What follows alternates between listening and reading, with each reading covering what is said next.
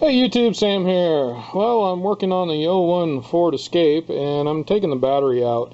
And I decided in the middle I would go ahead and kind of do a little bit of video on this. I know it's partway through, but it's very, very simple. You got this is going to be going over the battery here. And you're going to have these sticking up here and run right there. These are 10mm bolts. You loosen those up, pull this off. Get that out of the way, get the battery out of the way, and then there's 4 8mm bolts. Mine were pretty rusty, but they still came out with no problems. And I believe, if I'm right anyhow, that will be all you need to pull this up and out of here.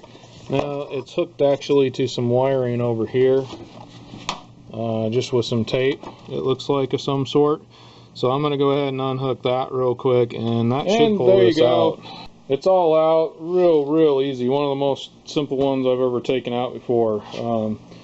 So you should be able to do that with no problem without any more help. And that gives me the room I need. Alright, this is Sam, Jack of all and Master of none. You all have a good one.